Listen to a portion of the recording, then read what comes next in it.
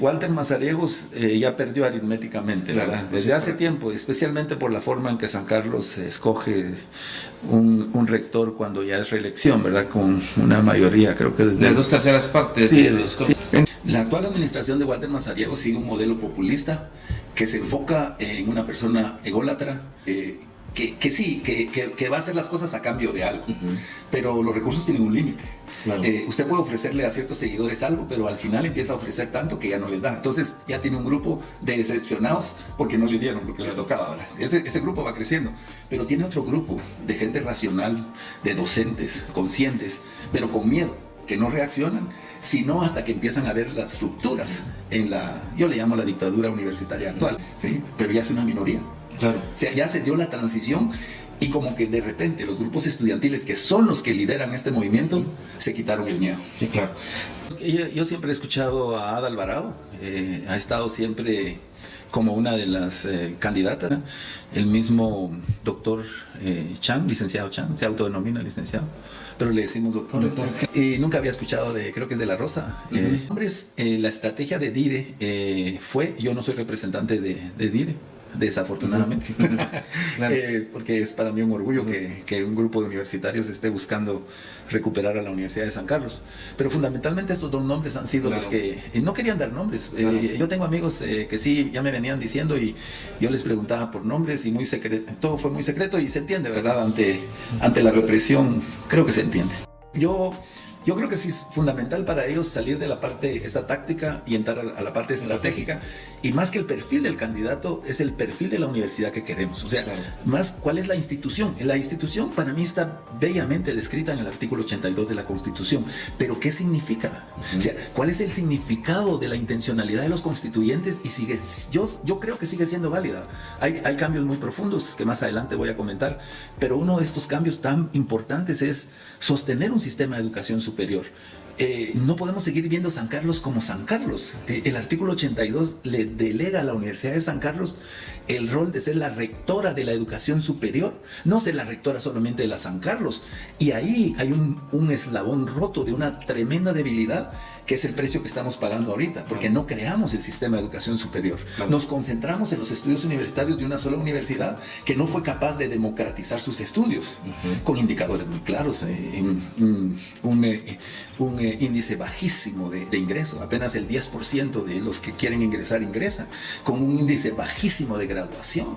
O sea, nosotros en promedio en algunas carreras de derecho no está llegando ni al 5%, y en tiempos de graduación 15 años. Y eso es en la graduación a nivel de licenciatura y no digamos en doctorados. No, pero los posgrados son un negocio. O sea, los posgrados son un negocio, son raros los programas académicos. Entonces, el reto que se tiene es ver estos enormes problemas y hacer el replanteamiento de qué universidad queremos, cuál es su papel en este momento histórico de transición política democrática de nuestro país.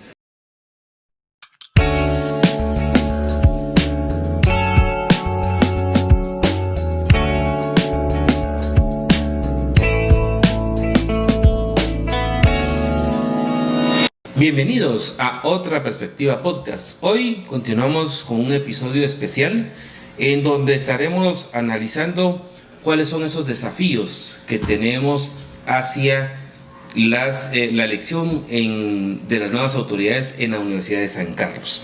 Hoy quiero comentarles que tengo un invitado especial, un invitado de mucho lujo, no solamente por su capacidad y por su conocimiento, sino también de igual manera por los aportes que le ha dado al país, en este caso en materia académica, en materia de proyectos y en materia de educación superior.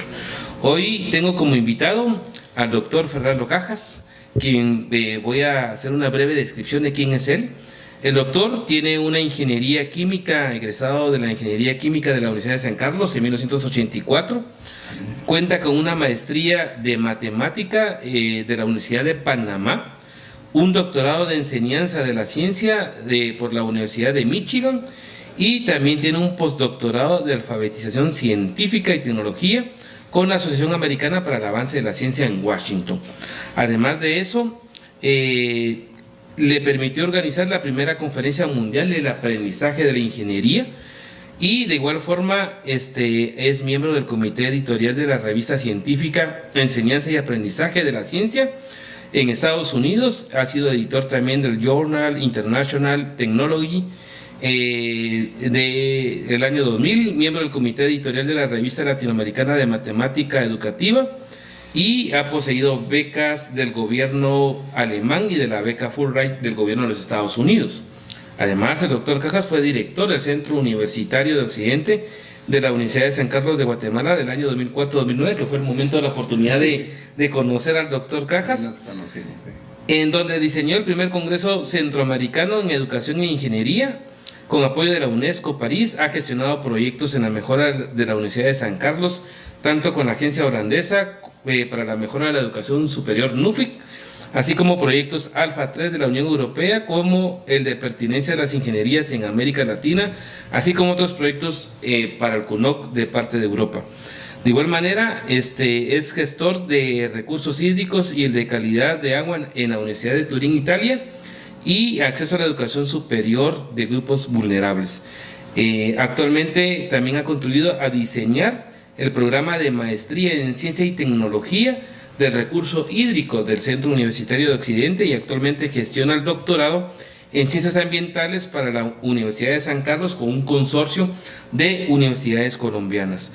A partir de julio del 2015 se integró al equipo de trabajo de la Coordinadora General de Planificación de la USAC, en donde apoyó el programa de políticas de educación superior y los programas estratégicos de futuro de la Universidad USAC 2050. Este año, 2050 es un referente, doctor, que ahí también ya le voy a explicar también por qué también para mí es importante el 2050. Y del 2016 al 2018 fue director del Instituto Tecnológico Universitario Guatemala Sur de la Universidad de San Carlos de Guatemala, y actualmente es director del Instituto de Investigaciones de Ingeniería de la Universidad de San Carlos, con sede en Quetzaltenango. Cuenta además con una publicación vasta en cuanto a procesos de libros y de revistas básicamente hay mucha producción científica, entre las cuales pues voy a mencionar algunas: maestros principiantes, creencias y acciones en el aula, alfabetización científica y tecnológica, la interacción entre ciencia y tecnología, implicaciones para la alfabetización científica, comprensión pública de la ciencia, utilizar la tecnología para mejorar la ciencia escolar en la vida cotidiana, investigación y educación tecnológica. Y bueno, hay una cantidad vasta que vamos a publicar también en el episodio para que ustedes vean la producción científica que también ha generado el doctor.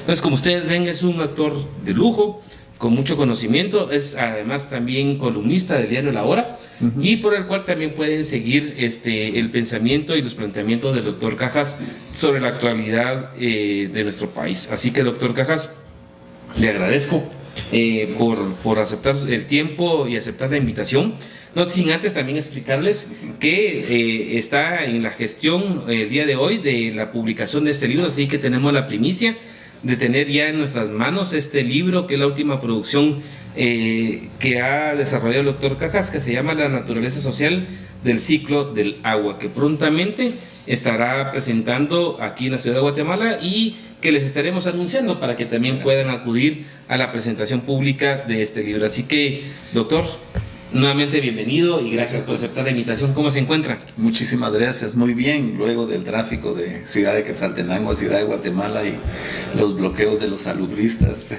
Correcto. Pero ya estamos acá.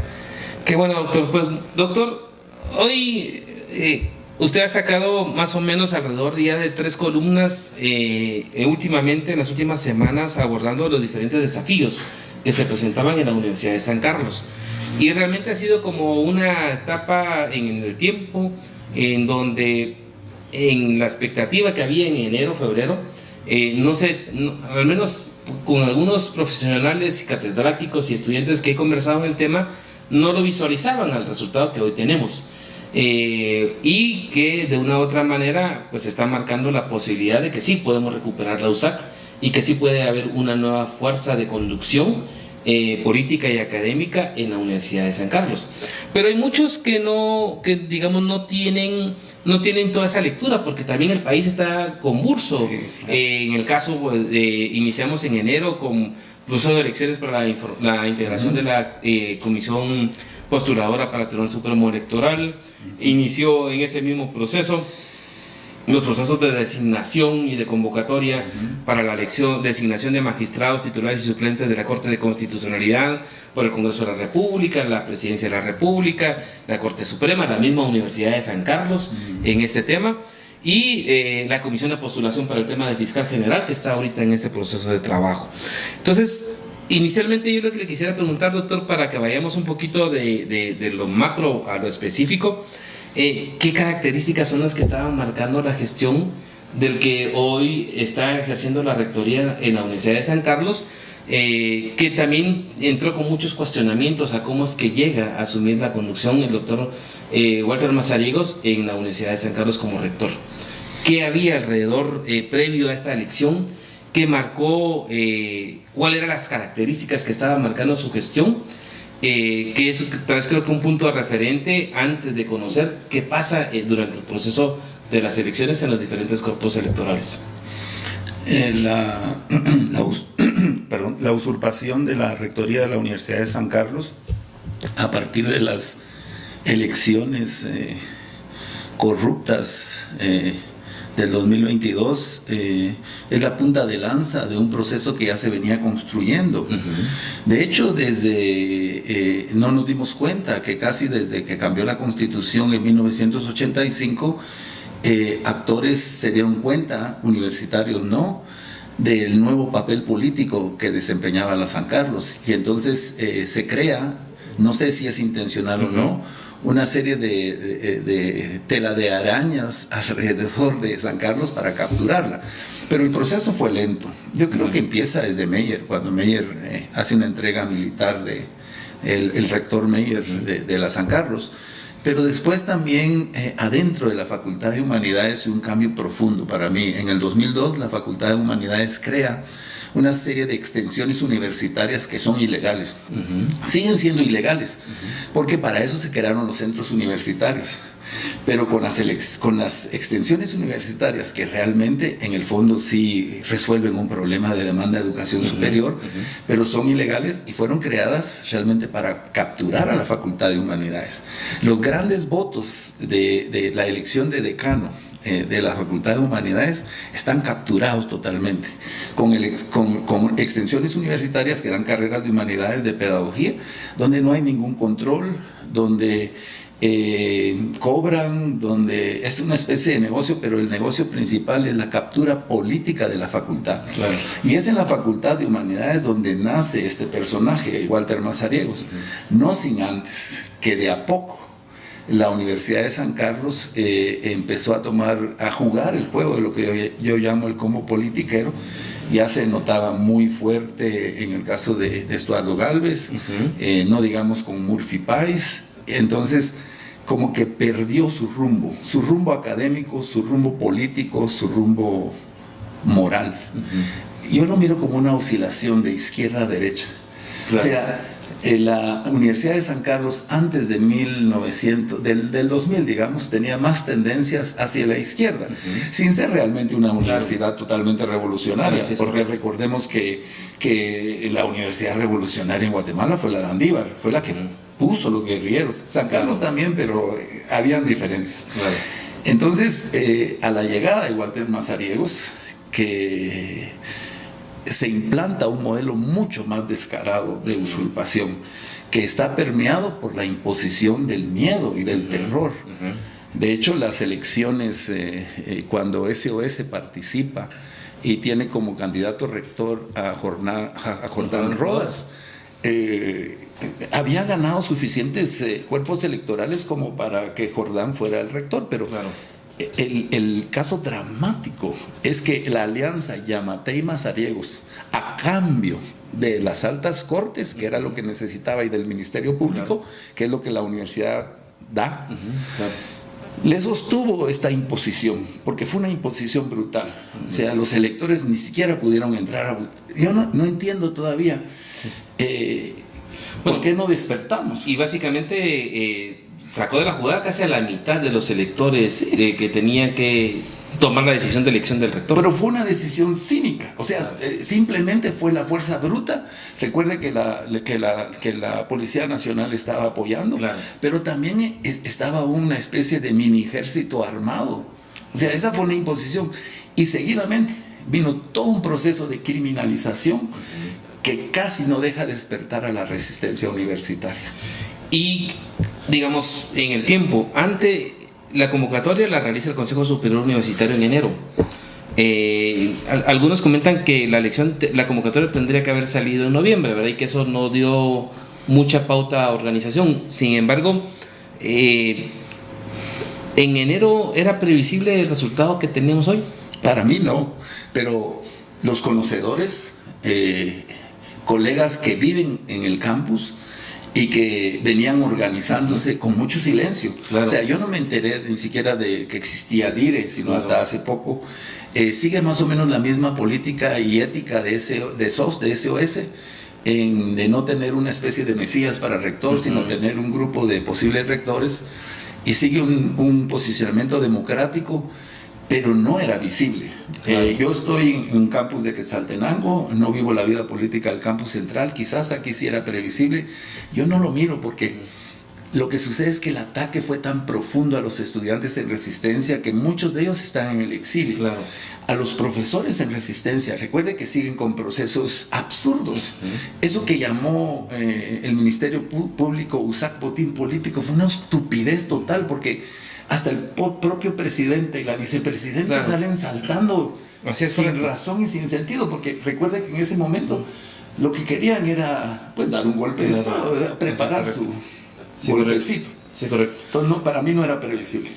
Y internamente, también de igual manera, con esos procesos de persecución, de criminalización, inclusive de expulsión que se marcaban en el tema de la Universidad de San Carlos, ¿qué cree que sucedió también en la administración? Porque también algo tuvo que haber sucedido. ¿Será que se relajó? ¿O realmente ya era tan fuerte ese desgaste que ya había signos también de rebelarse a toda esta persecución que tenía la actual administración? La actual administración de Walter Mazariegos sigue un modelo populista que se enfoca en una persona ególatra, que va a hacer las cosas a cambio de algo, pero los recursos tienen un límite. Claro. Usted puede ofrecerle a ciertos seguidores algo, pero al final empieza a ofrecer tanto que ya no les da. Entonces ya tiene un grupo de decepcionados porque no le dieron lo que les tocaba. ¿Verdad? Ese grupo va creciendo, pero tiene otro grupo de gente racional, de docentes conscientes, pero con miedo, que no reaccionan, sino hasta que empiezan a ver las rupturas yo le llamo la dictadura universitaria actual. Ya mostró las dictaduras, pero aún se perciben en los diferentes grupos de estudiantes, de docentes y de egresados, principalmente de egresados, que hay quienes les defienden, ¿sí? Pero ya es una minoría. Claro. O sea, ya se dio la transición y como que de repente los grupos estudiantiles, que son los que lideran este movimiento, se quitaron el miedo. Sí, claro. Externamente, digamos, porque viéndolo en el tiempo, ¿verdad? Al igual como usted señala, al menos en el caso de nuestra perspectiva, como egresados, tampoco miramos mucho el tema del movimiento. Fue realmente hasta en febrero donde se empieza a ver y todos a enterarnos que efectivamente estábamos en un proceso de ir a elecciones para los diferentes cuerpos electorales de la Universidad de San Carlos. Pero yo tengo una referencia en ese ínterin entre los preparativos para las elecciones y donde se empiezan a ver las expresiones que iban a participar en la universidad. Hay, digamos, siempre en el contexto externo, dos momentos: la participación en el Colegio de Abogados, en donde empieza a marcarse la elección para la comisión de postulación del Tribunal Supremo Electoral, en donde expresiones democráticas logran quebrar parte de esa estructura tradicional que también tiene alguna vinculación con la actual administración, particularmente en el grupo de abogados, ¿verdad? Y ahí hablamos propiamente del ex rector Gálvez y de otros actores que también están vinculados a toda esa línea que de una u otra manera respaldó ese fraude. Y segundo, de igual manera, digamos, eran jóvenes los que también empiezan a articular ese movimiento y que se marca en dos elecciones, porque luego viene la elección de la Corte de Constitucionalidad en el colegio, en donde de manera burda también llega el Ministerio Público a intentar de impedir que, digamos, que igualmente una fuerza democrática a través de la licenciada Lemus pudiera ganar la representación en el colegio. En ese ínterin el rector entra a la comisión de postulación al Congreso. Y de una u otra manera ya esos efectos de lo que sucedía también le estaban marcando a él mucha presión en el tema de que él estaba dirigiendo o empezaba a dirigir la comisión de postulación del Congreso. ¿Cree que esos elementos externos también ayudaron un poco a que estas rupturas que ya habían a lo interno de la Universidad de San Carlos tuvieran como un poquito más de auge para poder entrar a este proceso de elecciones y tener los resultados de haber hoy ya haber ganado 21 cuerpos electorales de 29? Yo no lo había pensado desde esa perspectiva, pero yo creo que con la emergencia del movimiento democrático que hace Edgar Ortiz y Gregorio Saavedra, y que al principio dijimos, no van a ganar. Esa era la percepción, sin ser yo un egresado de ese colegio. Y que ganaron. O sea, eso a nosotros y en general creo que al movimiento universitario que está más en el campus central sí le dio un primer respiro. Pero el segundo respiro fue la ganancia también de la licenciada Astrid Lemus y de su acompañante, el licenciado Bermejo, creo.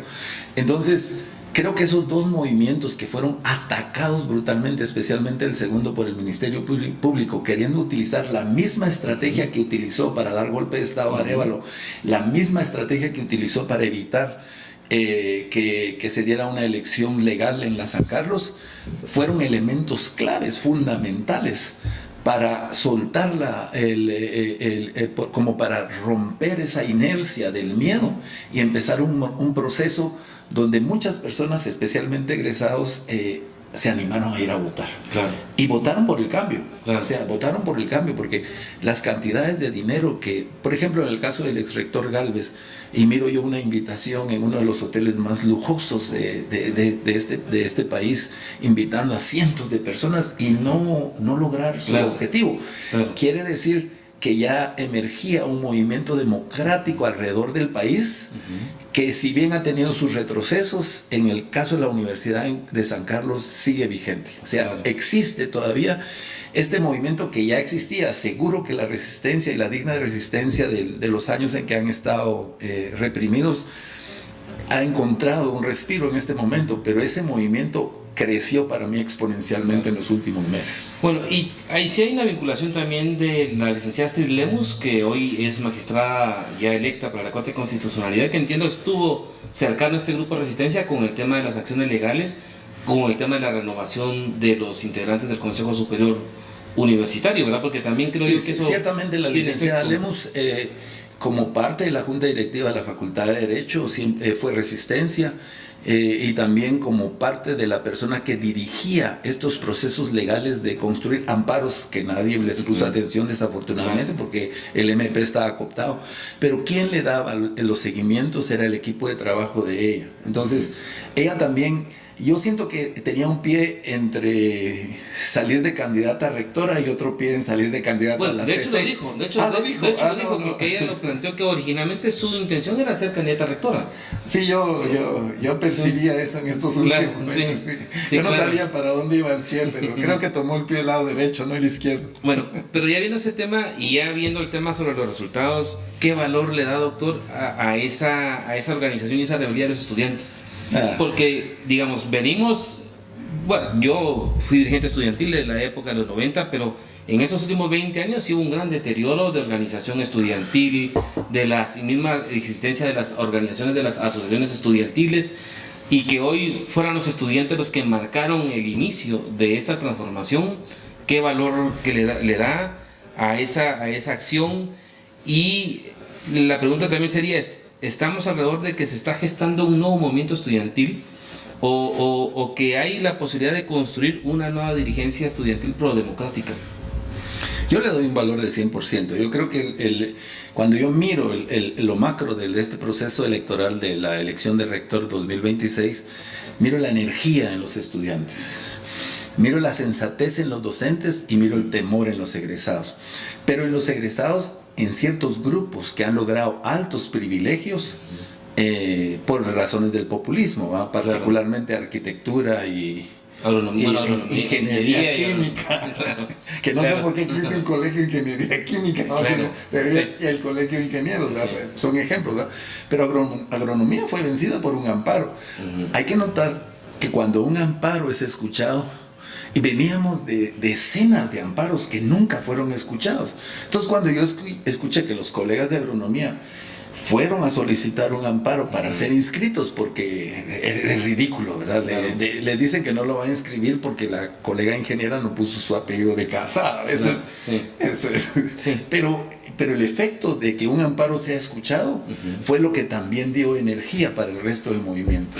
Bueno, y creo que esta lógica también de los amparos, porque yo les he de decir, doctor, también que hay toda una red alrededor de la vinculación y la presentación de los amparos, y que de una u otra manera que hayan salas que hayan respondido de forma más libre, sin entrar a elementos de corrupción, porque hay mucho en la fórmula de cómo resuelven los amparos. Creo que fue un valor agregado que nadie vio, y que creo que eso ayudó a que de forma libre... Es que el sistema, no dábamos ni un centavo por el sistema de justicia, y que de repente un amparo fue escuchado. Recuerden que en arquitectura no han escuchado a la fecha. Claro, siguen, ellos siguen y siguen. Así es correcto. Deben haber intereses mucho más fuertes. Pero ahí, entonces, y también en este juego político está esto, ¿verdad? Como que logramos avances y retrocesos. No es como un movimiento revolucionario de los años 60 y 70 que va para adelante, no, es como un ir y venir, es como tratar de vencer a la corrupción, sabiendo que anteriormente gente que no era corrupta no nos acompañaba, pero que ahora sí están acompañando un poco más. Y en cuanto al tema de los docentes, que es un tema relevante, bueno, primero con el tema de los estudiantes, yo lo que le plantearía, bueno, más allá también de que se le da ese valor del 100%, la integración, porque generalmente, bueno, ya en el anterior proceso también los estudiantes en agronomía, en medicina, odontología, fueron los que marcaron la pauta. Pero en este proceso, al igual que en profesionales, unidades académicas conservadoras, como lo era Derecho y Económicas, hoy lograron tener, digamos, avances significativos. En el caso de Derecho la perdieron, pero se fueron hasta una tercera vuelta. En Económicas ganaron los estudiantes. Correcto. Y luego en profesionales, tanto en Ciencias Económicas como en Contadores, gana la Resistencia, y de igual manera en el Colegio de Abogados se logró ganar los cuerpos electorales. Sí, ¿y cuál sería la pregunta? La pregunta es, en el caso de cómo ve ese equilibrio en cuanto al tema de formación, porque al igual, digamos, había también intereses más cooptados en este caso del área social que en el área científica, por ejemplo.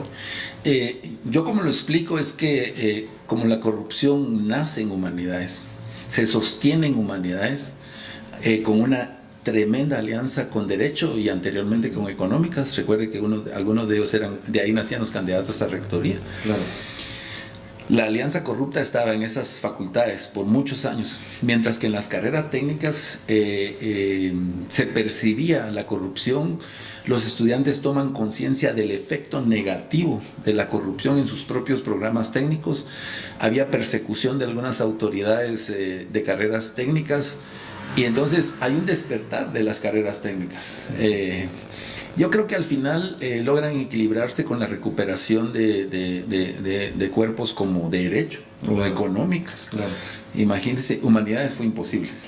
Humanidades fue imposible, pero es por la existencia de las extensiones, porque yo calculo que un 80% del voto viene de otros lugares, es un voto cooptado. Claro. Pero el movimiento universitario ya tenía una transición democrática con la recuperación de la AEU. No recuerdo el nombre de la lideresa de entonces, que hace como unos 10 años creo yo, que empezó una recuperación del liderazgo universitario. Falta mucho, pero creo que este es un buen momento para un replanteamiento del liderazgo universitario, especialmente con los retos que tiene el cuidar el voto logrado hasta este momento, porque tener el voto no asegura al nuevo rector. Claro, claro. Y en el caso de los docentes, doctor, me comentaba, inclusive aquí tuve como invitado a Rodolfo Chang, que de igual manera había un temor, y digamos en esta dinámica también que ha habido como ha habido reducción de maestros titulares, han trabajado más en una lógica de estos catedráticos, ¿cómo le llaman? Como horarios. Sí, o temporales, sí. Para mantener un equilibrio del control de la fuerza, ¿verdad? Aún sin embargo, en la poca cantidad de los docentes titulares que quedan, sí hubo como una fuerza mayor para poder tener una victoria en este proceso. Sí, el movimiento docente no fue tan explosivo, energético como lo ha sido el estudiantil, ¿verdad?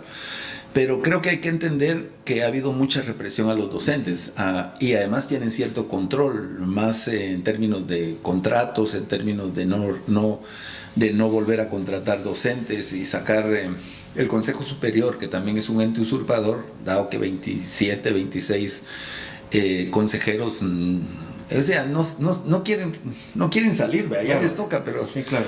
Ahora, la dinámica que han utilizado ellos es que contratan profesores horarios, interinos les llaman ellos.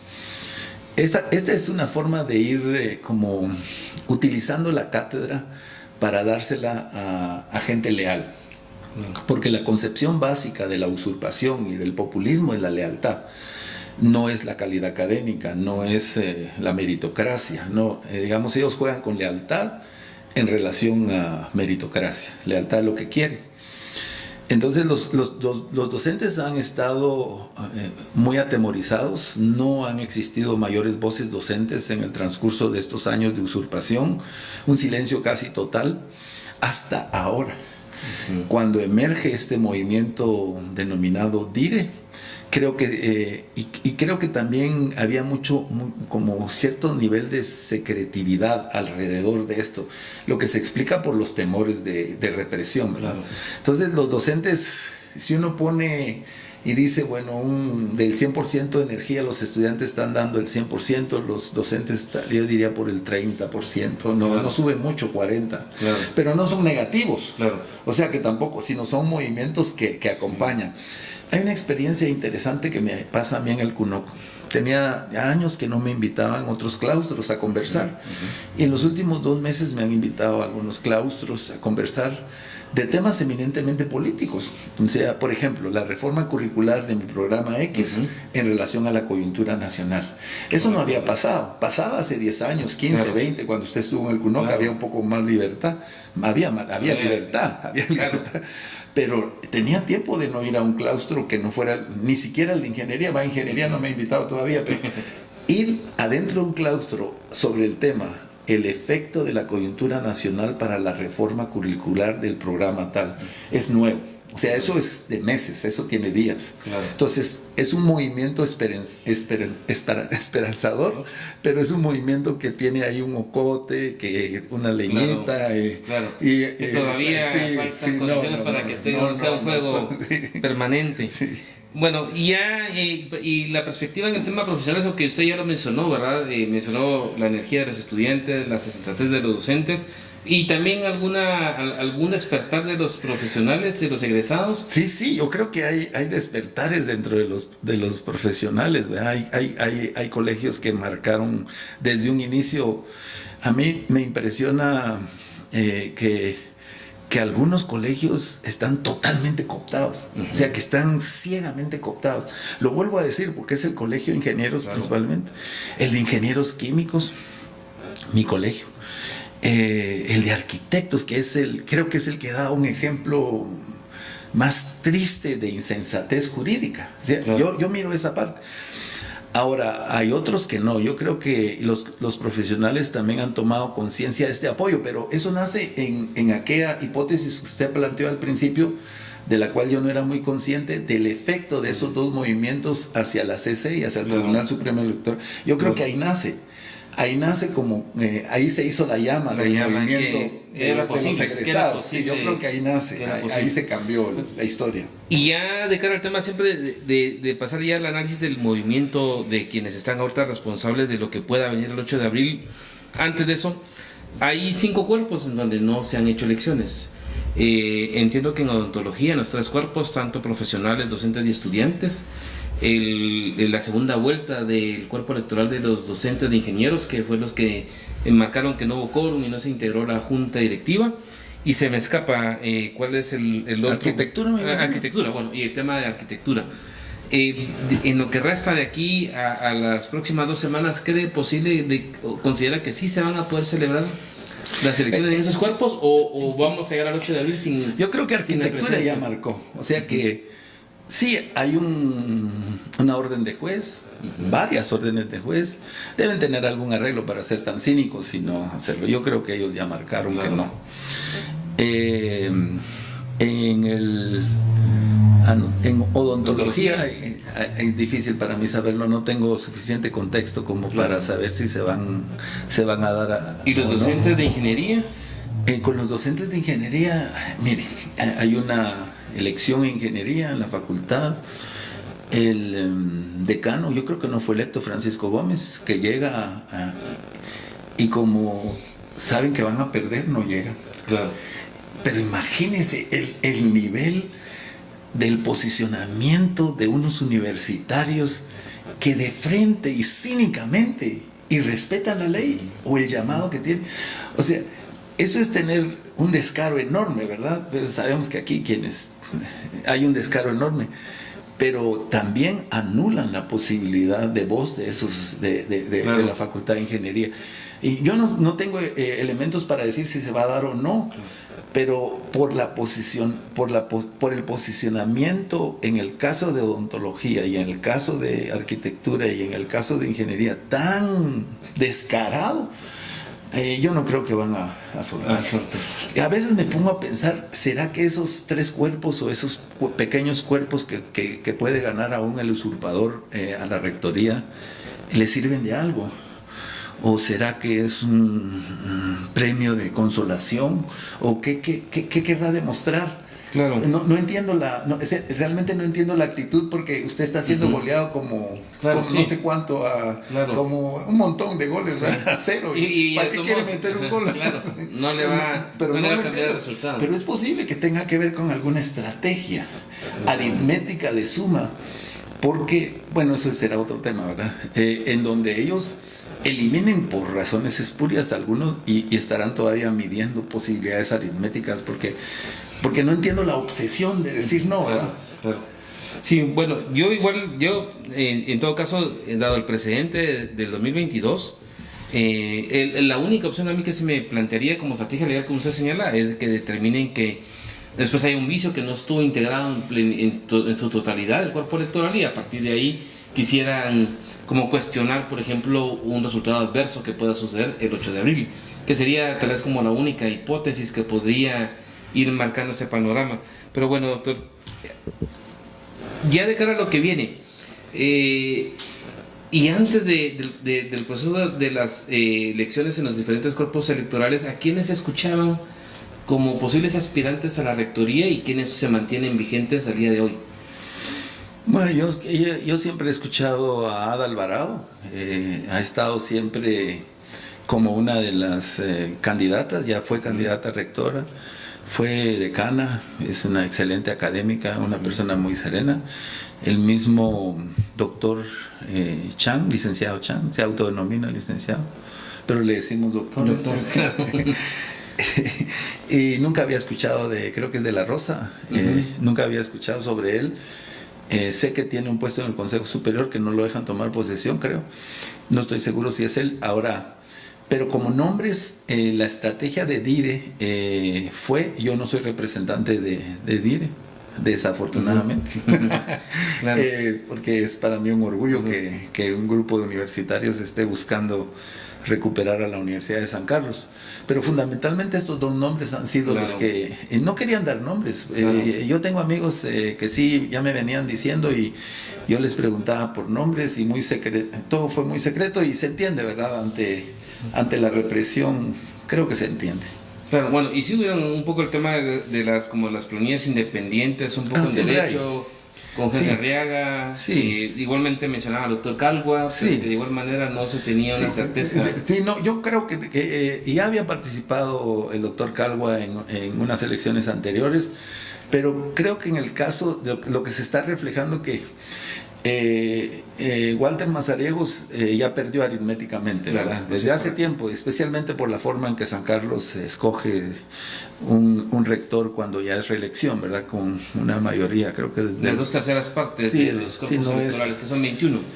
Entonces, el otro problema es que al perderlo, sí se escuchaba que habían alternativas como Calgua, y yo no había escuchado la de Henry Arriaga, que sería equivalente a la de Walter Mazariegos.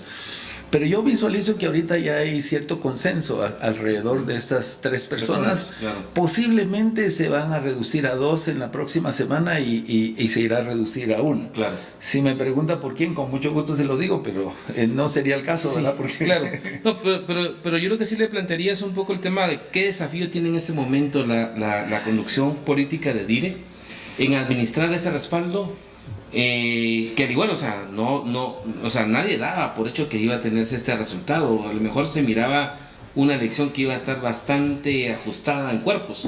Hoy obviamente ya hay una mayoría fuerte que elimina el tema de la posibilidad de la reelección por las 2 terceras partes de los cuerpos electorales.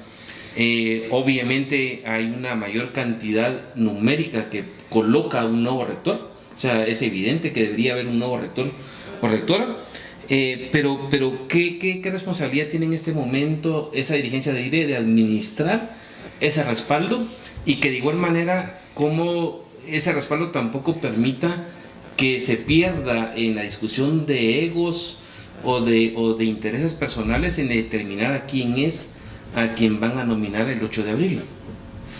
Yo creo que DIRE ya tuvo una estrategia táctica, pero no ha tenido una estrategia estratégica. O sea, no ha tenido una victoria estratégica. Su victoria de momento fue táctica, pero la victoria estratégica viene a partir de ahora, de guardar ese voto y de tener los elementos de la reconstrucción de la Universidad de San Carlos. Claro. Y aquí es un momento súper peligroso. Yo espero que haga una especie de reuniones frecuentes con los cuerpos electorales, claro. Hacer planteamientos académicos muy fuertes sobre la transformación de San Carlos, entender claramente hacia dónde va el nuevo gobierno universitario, cuál va a ser su papel en las representaciones estatales que le corresponde, pero principalmente asegurarse que el voto sea para él o la candidata rectora que el grupo elija. No estoy seguro si llamarle democráticamente. Van a consensuar. Bueno, aquí el doctor Rodolfo Chang hace 2 episodios atrás comentó que en la dinámica del movimiento lo que tenían planificado era, luego de que culminara la elección de los grupos electorales, llamar a un preencuentro, en donde se debatiera inclusive en otras planillas independientes el debate del perfil, del compromiso programático y de igual manera el perfil de quien pueda ser rector o rectora. Sí, yo creo que sí es fundamental para ellos salir de la parte táctica y entrar a la parte estratégica. Y más que el perfil del candidato, es el perfil de la universidad que queremos. O sea, claro. Más cuál es la institución. La institución para mí está bellamente descrita en el artículo 82 de la Constitución. Pero ¿qué significa? O sea, ¿cuál es el significado de la intencionalidad de los constituyentes? Y yo creo que sigue siendo válida. Hay cambios muy profundos que más adelante voy a comentar. Pero uno de estos cambios tan importantes es sostener un sistema de educación superior.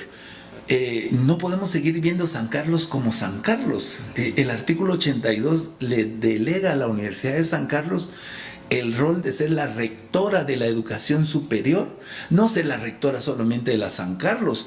Y ahí hay un eslabón roto de una tremenda debilidad, que es el precio que estamos pagando ahorita, porque no creamos el sistema de educación superior. Claro. Nos concentramos en los estudios universitarios de una sola universidad que no fue capaz de democratizar sus estudios, con indicadores muy claros, un índice bajísimo de ingreso, apenas el 10% de los que quieren ingresar ingresan, con un índice bajísimo de graduación. O sea, nosotros en promedio en algunas carreras de derecho no está llegando ni al 5%, y en tiempos de graduación 15 años. Y eso es en la graduación a nivel de licenciatura y no digamos en doctorados. Pero los posgrados son un negocio. O sea, los posgrados son un negocio, son raros los programas académicos. Entonces, el reto que se tiene es ver estos enormes problemas y hacer el replanteamiento de qué universidad queremos, cuál es su papel en este momento histórico de transición política democrática de nuestro país, Porque, digamos, a largo plazo podemos hacer cambios en la Constitución, pero aún utilizando la Constitución actual, hay muchas cosas que no hemos hecho en materia de la universidad que queremos. Asociado a eso, por supuesto, un perfil de un conjunto de equipo de trabajo que no necesariamente tiene que ser un solo rector, ¿verdad? Claro, Sino un grupo. Es un grupo de trabajo que sea capaz de hacer estas transformaciones viables. Algunas van a necesitar mucho tiempo, como lo del proyecto 2050, pero hay otras que se pueden hacer. Entonces, creo que el reto más grande es mantener el voto, asegurarnos. Claro. El descaro más grande y cada vez le queda más lejos al usurpador de la rectoría actual, a Walter Mazariegos, es hacer lo mismo que hizo en el 2022.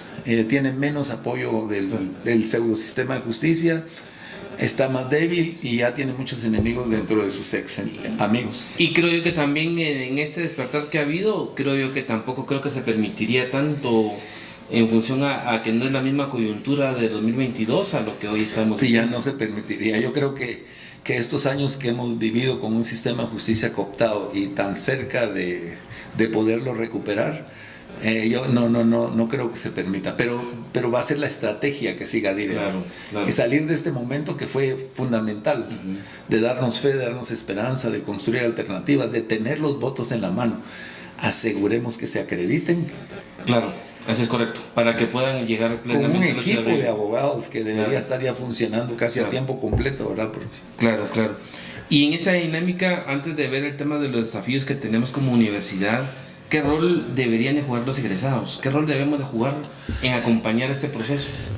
Yo creo que la observación externa, el hecho de haber ya votado por un cambio, de estar pendiente, por ejemplo, desde el Colegio de Abogados a dar el apoyo... el apoyo del derecho que se requieren en estos procesos, porque vienen una serie de amparos, porque si vienen violaciones extremas, ya el hecho de irse a la antigua Guatemala, a un hotel privado, a encerrarse nuevamente, eso ya es una violación. O sea, no puede hacerse una votación en ese sentido nuevamente secreta, ¿verdad? Entonces... Yo creo que los egresados tienen que seguir jugando su papel de apoyo externo, de levantar su voz, de los espacios donde participen, hacer público la importancia que es recuperar la Universidad Nacional. Y sí, yo creo que los egresados también son claves en entender cuál va a ser el futuro de la universidad que necesitamos. O sea, deben dar su opinión al respecto. Venimos de muchos años de silencio de egresados y de docentes sobre la vida universitaria. Dejamos de escribir sobre la universidad, dejamos de pensar sobre la universidad. Yo creo que es el momento de despertar y se ha hecho, ¿verdad? Ya se hizo la primera parte. Claro. Bueno, y ya en cuanto a los elementos propiamente como referenciales de esa recuperación de la USAC, me gustaría un poquito, y aunque después tal vez usted explica un poco más esta lógica de cómo desarrollar esa función constitucional de ser el rector de la educación superior, yo tendría, digamos, como tres elementos. Uno, le planteaba al inicio que hay como algún déficit también del aporte hacia la democracia de parte de la Universidad de San Carlos, que parte de sus mismas prácticas internas como también hacia lo externo. Y particularmente hay muchos indicadores hoy en América Latina que señalan que, por ejemplo, la juventud, que debería ser como generalmente revolucionaria o democrática o marcar la pauta, hoy en buena parte están con una mayor tendencia a respaldar proyectos autoritarios. Entonces aquí la lógica es cómo podemos empezar a construir ciudadanos democráticos y qué rol debería jugar la Universidad de San Carlos en esta dinámica. La Universidad de San Carlos, dentro de sus funciones, debería tener la construcción del pensamiento crítico, pero el pensamiento crítico no emerge donde hay dogma, donde hay corrupción sin la corrupción ser atacada, sin la corrupción ser puesta en evidencia. A veces en los últimos años, desde los mismos rectores, Murphy Páez, Estuardo Galvez, y se puede hacer una lista, no digamos el actual, se perciben como los líderes cínicos de la corrupción, o sea, como que ese es un antivalor. Entonces los estudiantes ven la referencia de sus líderes alrededor de los antivalores y el autoritarismo.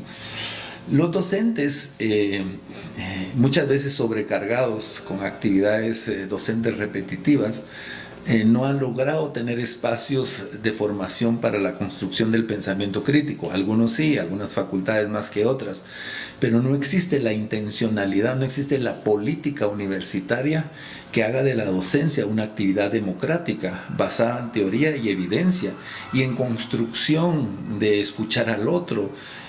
No, la universidad se ha construido en una epistemología muy antigua, casi idealista, en una visión del mundo muy autoritaria. A la fecha sigue siendo una institución clasista, racista, donde hace falta esa transformación. Quienes están participando en los liderazgos estudiantiles sin duda que van a pedir esa transformación, pero no hemos como que intencionalmente. Lo que ha pasado es que han construido una serie de políticas aisladas, incoherentes, que tenemos la política de medio ambiente, tenemos la política de educación especial, tenemos la política curricular, pero son como puntos, claro, que no dan la visión, que no dan la visión fundamental de una política de educación superior para mejorar las condiciones de vida del país a partir de la investigación científica y tecnológica y de profesionales que sean capaces de participar. Ciertamente hemos perdido liderazgo a nivel nacional e internacional también, porque en los rankings, por ejemplo, en el último ranking mundial de universidades donde aparece como 300 de América Latina, en el 2015 estábamos como en el puesto 150 y en el 2025 bajamos hasta el puesto 196, uno de los últimos. O sea, los últimos 10 años de la Universidad de San Carlos, a partir de ese ranking, ha sido de deterioro. Y en cuanto al tema de la participación que tiene la Universidad de San Carlos en función a las atribuciones constitucionales de representación y de designación de funcionarios de segundo grado, le han denominado ahora, ¿cuál deberían ser como los nuevos estándares que debería de aplicarse esta nueva gestión que pudiera tomar el control de la universidad? Yo creo que cuando los líderes son honestos, cuando hay líderes académicos que saben los cambios que hay que hacer, una primera decisión es hacer transparentes los procesos. Cuando un líder no honesto, un líder corrupto, está negociando sus puestos por su interés propio, porque va a recibir dinero, porque va a recibir prebendas o porque por X o Y razón, entonces se construye esta anarquía que se construyó en la Universidad de San Carlos, especialmente en la última rectoría. Pero como decía al principio, esta era la punta de lanza de un proceso en deterioro que ya se venía construyendo, ya habían ejemplos de eso. Los nuevos estándares, a largo plazo debemos salir de esas comisiones, a largo plazo. A largo plazo debemos crear más universidades públicas, debemos crear un sistema de educación superior que la ley nos obliga a hacerlo. Pero a corto plazo, su pregunta sería a corto plazo. Para mí corto plazo sería en los próximos 4 o 8 años. ¿Cómo vamos a nombrar a los comisionados? Tenemos que hacerlo desde una visión participativa, donde, por ejemplo, el Consejo Superior escuche voces, donde los procesos no se encierren, donde el rector o los decanos no hagan negocios con la universidad. O sea, simplemente es volver a ser honestos. Yo creo que el estándar más importante es regresar a la honestidad, a la verdad, a la ética, no a la santidad canónica. No se trata de eso, se trata de ser transparentes con lo que hacemos. A mí me da mucho temor la elección a rector del 2016, en el encierro que se van a ir a hacer al hotelito. Claro. Bueno, y el otro elemento, doctor, es cómo también hacemos esa vinculación dentro de la que es la investigación, el mismo desarrollo, por ejemplo, de la formación y de la práctica, el ejercicio profesional, supervisado inclusive, a las soluciones del país. Tenemos un país con indicadores, más del 56% de población en pobreza. Hay un nivel básicamente de sobrevivencia económica en el país. Tenemos todavía el indicador de ser el primer país en América Latina con más del 45% de población de niñez en desnutrición crónica. Tenemos otra serie de factores, no logramos el 100% de cobertura educativa en la parte de educación básica y diversificado, que tiene que ver mucho con la educación superior y con el tema de quiénes son los que pueden ingresar o no inclusive a la educación superior. Tenemos deterioros en el tema del sistema de justicia. ¿Cómo hacemos esa vinculación? ¿Recuperamos esa vinculación de lo que puede generar la universidad con las soluciones del país? La Universidad de San Carlos, por ejemplo, tiene programas en nutrición. Toquemos el tema de nutrición. Tiene técnicos en nutrición, tiene licenciaturas en nutrición, 3 técnicos, como 3 licenciaturas, maestrías en nutrición, doctorados en nutrición. Y nadie le pide que tenga un impacto en la nutrición de los niños. O sea, es una locura. Se necesita de un consejo superior y de juntas directivas o consejos directivos que sean capaces de dirigir esa existencia de esos programas ya existentes hacia el impacto concreto en la desnutrición infantil.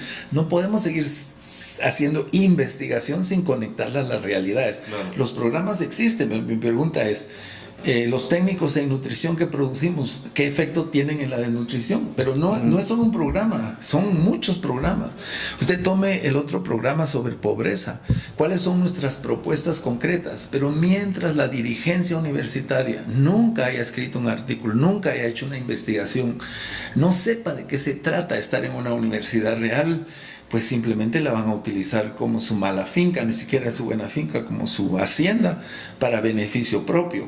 Se necesita de una dirigencia académica de altísimo nivel, capaz de construir motivación. Paralelamente hay que formar docentes, hay que invertir. Formar docentes es una tarea que nosotros hemos hecho, le comentaba antes de empezar la conversación, que nos llevó como 10 años formar un grupo de investigadores en el entendimiento del agua, en hidrogeología, en calidad de agua, y esas capacidades están. La conexión con la realidad es viable. Claro. Hay ejemplos concretos en el CUNOC, en la Facultad de Ciencias Químicas, en Agronomía. Hay ejemplos concretos que pueden servir los modelos y hay universidades amigas en el mundo que nos pueden apoyar en esa transformación. Va a ser tema de liderazgo de esta transformación. De momento, ¿qué podemos esperar del rector actual? Y aquí el elemento que aquí me llama la atención es, como usted señala este ejemplo en el CUNOC con el tema de conocimiento y de expertos en el tema del agua que lleva tiempo. Sí. Y en el caso de Guatemala estamos en menos de 20 años, doctor. El país estará en un proceso de mayor envejecimiento y con menos juventud. Ahí van a haber menos nacimientos, menos población de 0 a 15 años y obviamente una presión en este segmento etario de 18 a 35 años. Creo que la decisión de ese alcance de estas nuevas autoridades tendrá que ser estratégico para que realmente tengamos un país más viable en los próximos 20 o 30 años. En los próximos años debe emerger un sistema de educación superior. Deben emerger universidades públicas que no tengan toda la responsabilidad de una sola universidad. Costa Rica, que tiene 5 millones, tiene 6 universidades, 5 millones de habitantes, tiene 6 universidades públicas muy bien organizadas a través de meritocracia. Panamá, donde yo viví y me formé también, cuando yo vivía en Panamá en 1990 tenía una universidad pública. Ahora tiene 6 universidades públicas. Hay algunas tan interesantes que nos ilustran hacia dónde es el futuro de nuestras universidades. La Universidad Naval. ¿Qué hace la Universidad Naval? Estudia los barcos, estudia el canal. O sea, es evidente, ¿verdad? Que aquí también tenemos esas necesidades. Entonces, en lo que llega ese momento de la reconstrucción del sistema de educación superior, es urgentísimo que los programas como estos, de programas de economía, programas de ingeniería, programas de derecho, programas de nutrición, tengan una obligación social de conectarse, que se diseñen ya no solamente como objetivos académicos, sino desde los objetivos del desarrollo sostenible, para que seamos capaces de medirlos, no solo en términos de su capacidad de investigación, que es poca, porque es poca la inversión, sino de sus transformaciones reales en la sociedad concreta. Pero sin buenos rectores, sin buenos decanos, sin buenos directores de universidades y que no tengan, que carezcan de la experiencia de la investigación científica y de cómo formarla, vamos a seguir perdidos. Claro. Y vinculado al tema de la reforma universitaria, una de las, digamos, propuestas e insignias que tiene DIRE marca el hecho de concretizar la reforma universitaria en un lapso de 2 años, presentar ya resultados concretos e implementarla. Le digo, para mí en el año 96-98 hablábamos de la reforma universitaria y había 2 generaciones que venían atrás hablando de la reforma universitaria. A 2026 y a los próximos 2-3 años, ¿qué elementos concretos debería de avanzar la universidad en este proceso que se le denomina reforma universitaria? Mejorar su acceso. O sea, no puede seguir siendo una universidad donde apenas el 10% que quiere ingresar, ingrese. Y que por razones tontas del mismo sistema educativo no les permita. Mejorar la eficiencia terminal. Claro.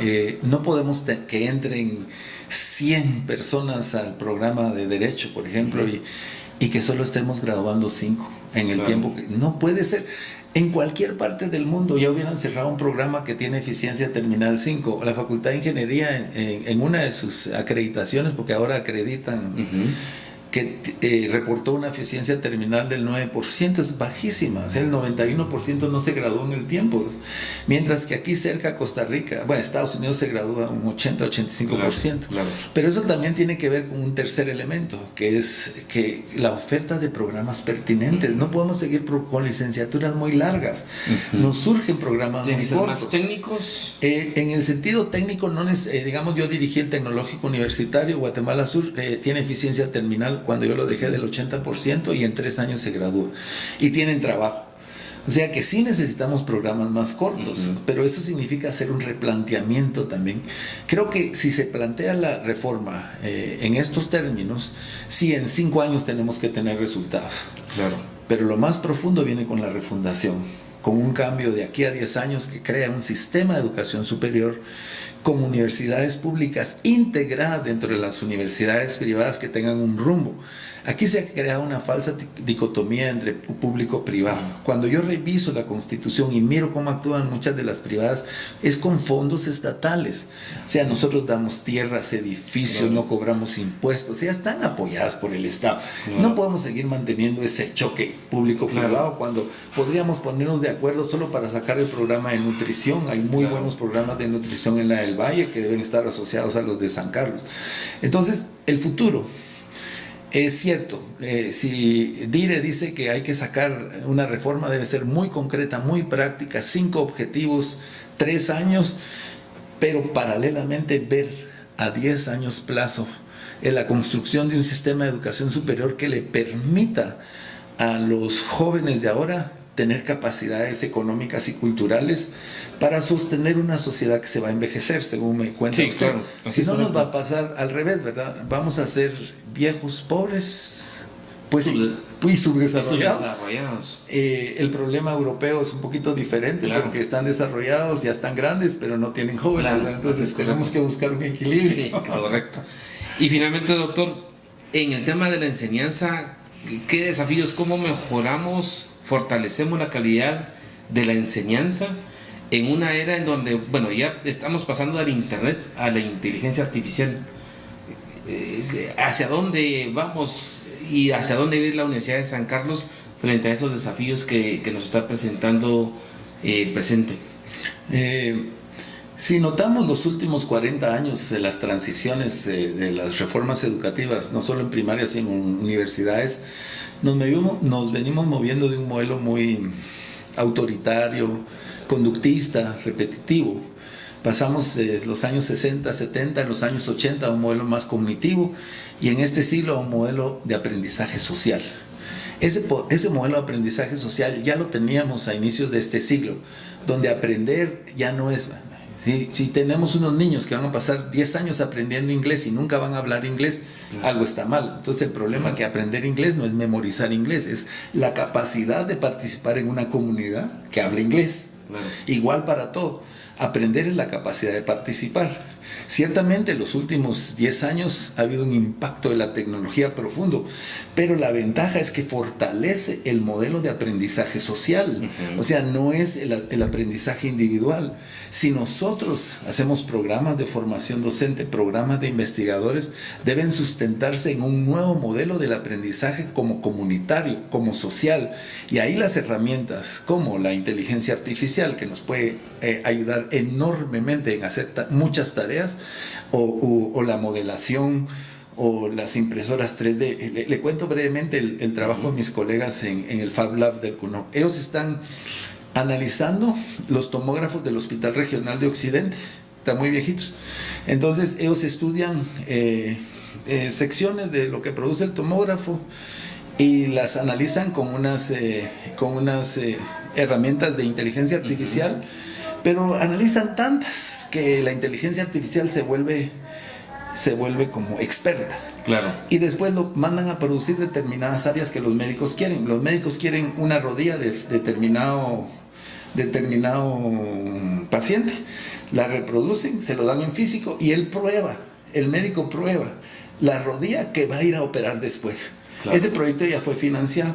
O sea, ese modelo de aprendizaje ni lo soñábamos hace 10 años. Claro. Eso es posible por la inteligencia artificial, pero la inteligencia artificial no se va a basar en la nada, se va a basar en este conjunto de aprendizajes previos, especialmente este último, porque si no sabemos sumar y restar, si no sabemos multiplicar, que es el 85% de graduandos, si no entendemos lo que leemos, para nada nos va a servir la inteligencia artificial.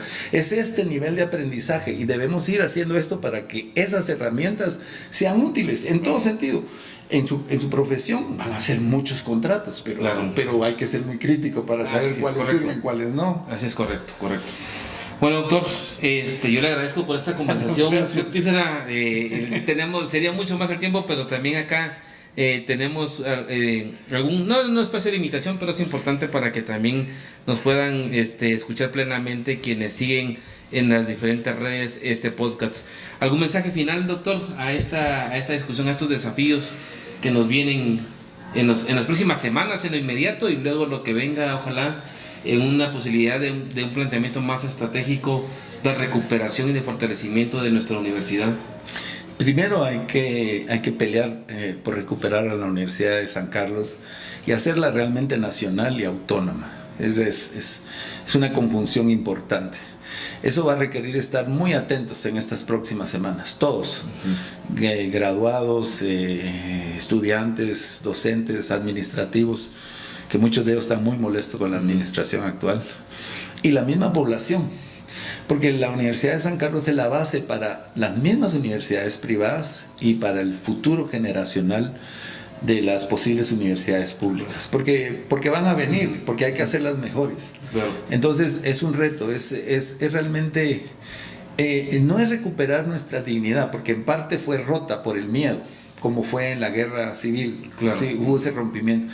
Es recuperar la esperanza, es recuperar la acción, es recuperar el amor por la educación y la investigación, para que las personas que estudian ahí sean pertinentes, ¿verdad? Para que transformemos este país de indicadores de tristeza a indicadores de desarrollo. Correcto. Bueno, doctor, como lo comenté al inicio, para mí realmente es un honor volver a tenerlo a usted como invitado. Ya teníamos años también de no conversar, de no platicar, y qué mejor que en este espacio que hoy nos da las redes sociales. Manifestarles siempre que les vamos a pasar la invitación cuando esté la publicación del libro La naturaleza social del ciclo del agua, que es la última producción científica del doctor Cajas. Agradecerle y siempre dejarle ese espacio abierto también para esas innovaciones que siempre el CUNOC ha tenido también un poco de referencia y ha estado también en ese proceso de innovación en otros espacios de la misma Universidad de San Carlos. Así que les agradecemos a todos su atención y les invitamos a que estén atentos al próximo episodio de Otra Perspectiva Podcast.